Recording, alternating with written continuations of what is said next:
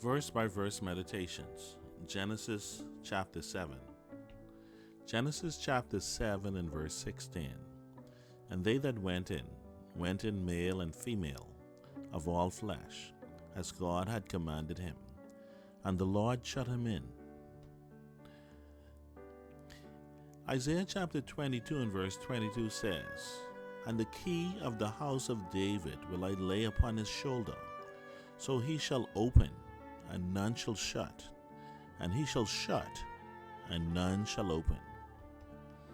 Then in Revelation chapter 3 and verse 7, And to the angel of the church in Philadelphia write, These things saith he that is holy, he that is true, he that hath the key of David, he that openeth, and no man shutteth, and shutteth, and no man openeth.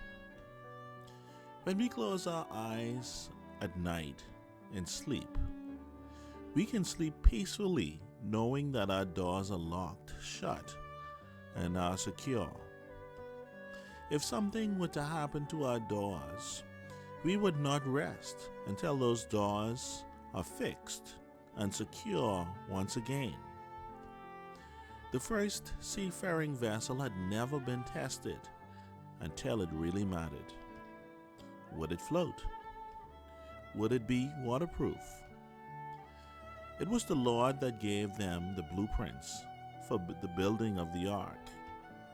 It was the Lord that had called them into the ark. It was the Lord that commanded the animals to get into the ark. When the Lord secured the door, no one would have blamed Noah if he sang that song, We've come this far by faith, leaning on the Lord, trusting in His holy word. He never failed me yet. Oh, can't turn around. We've come this far by faith.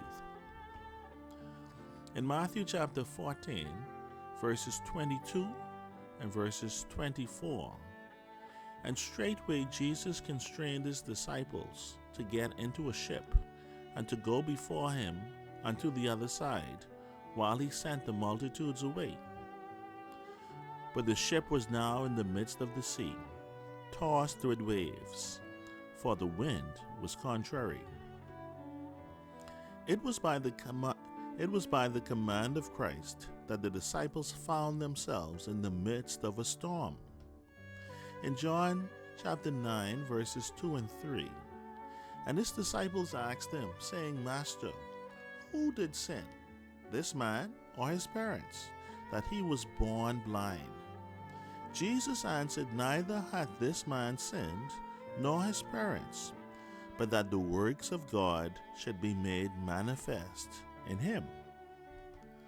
The life that you are living now, that might seem so underwhelming to you, can actually be bringing glory to God. Very powerful storms arise, but so does God. In Zechariah chapter 2 and verse 8, we read these words, For thus saith the Lord of hosts, After the glory hath he sent me unto the nations, which spoiled you.